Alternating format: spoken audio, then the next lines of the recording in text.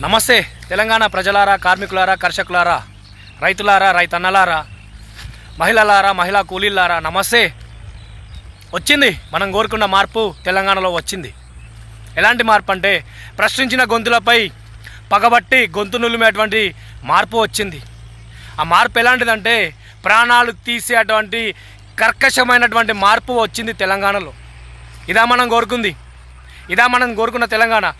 14-15 సంవత్సరాల ఉద్యమ సమయంలో ఒక్క నెత్తురు బొట్టు కూడా రాలకుండా కేసీఆర్ గారు ఉద్యమం చేశారు.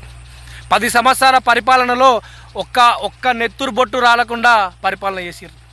అలాంటి సమయంలో నేడు 85 రోజులు 86 రోజులు కాలేదు ప్రభుత్వం వచ్చి. ఇప్పటికి 2-3 జర్నలిస్టులు, కార్యకర్తలపైన దాడులు. ఇదా మనం కోరుకున్న మార్పు. ఎందుకోసం? సరే, మార్పు కోరుకున్నారు ప్రజలు. మార్పు ఏ విషయంగా కోరుకున్నారు? అధికార పక్షంగా మంచి చేస్తామని కోరుకున్నారు. కానీ ఈ రకంగా దాడులు చేసి ఈ రకంగా మనుషుల ప్రాణాలు తీయడానికి చేస్తామని చెప్పేసి ఎవరు కూడా కోరుకోరు. జర్నలిస్ట్ శంకర్ ఏం పాపం చేసిండు, చిలక ప్రవీణ్ ఏ పాపం చేసిండు, ఒక సురేష్ యాదవ్, ఇట్లా చెప్పుకుంటూ పోతే ఎంతోమంది ఏర్పడినటువంటి చాలామంది నాయకులు కానీ జర్నలిస్టులు ఇబ్బంది పడుతున్నారు. మార్పు మార్పు మార్పు ప్రజాపాలన, మా మార్పు రాజకీయం అంటారు. మీ మార్పు రాజకీయం ఏంటిది? ప్రజల ప్రాణాలు తీయడమా మీ మార్పు రాజకీయం? ప్రజల ప్రాణాలు తీసి ఇందిరమ్మ రాజ్యం అని చెప్పడమా మీ రాజకీయం? నిన్న జర్నలిస్ట్ శంకర్ కావచ్చు, మొన్న చిలక ప్రవీణ్ కావచ్చు, రేపు నేను కావచ్చు, రేపు ఇంకెవరైనా కావచ్చు.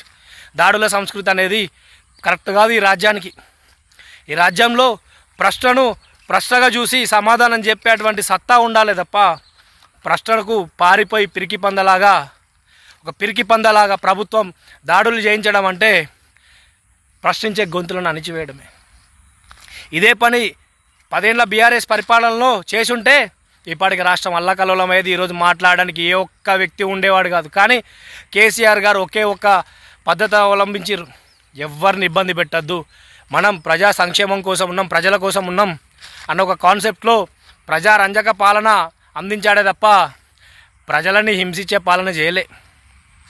మార్పు మార్పు మార్పు మార్పు మార్పు అని కోరుకున్న మేధావులారా, ఈరోజు మీ నోర్లు ఎందుకు లేస్తలేవు?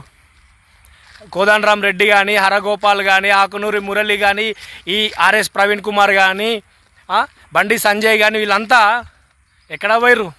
ఒక బీసీ బిడ్డ, గౌడ సామాజిక వర్గానికి చెందిన పేదింటి బిడ్డ పైన దాడి జరిగితే ఏ ఒక్కరు కూడా ఖండించిన పాపాన పోలేదు. కారణం మీరంతా ఒకటే.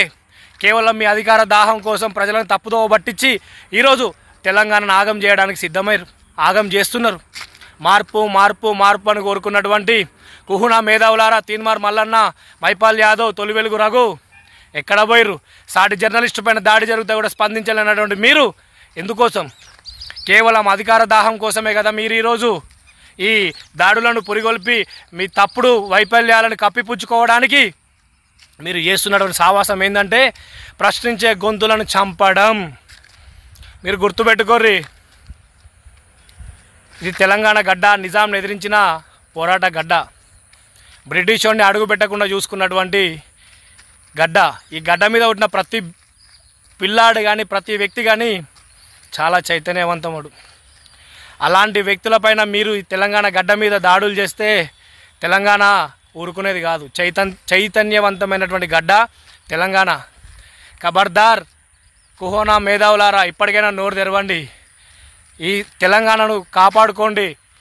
ప్రశ్నించే గొంతులను, తెలంగాణ బాగు కోరుకునే గొంతులను కాపాడుకోండి. దయచేసి చెప్తున్న కాంగ్రెస్ కార్యకర్తలకు కానీ ఎవరికైనా కానీ, దాడుల సంస్కృతి మంచిది కాదు. ఒకరి ప్రాణాన్ని తీయడం మన హక్కు కాదు.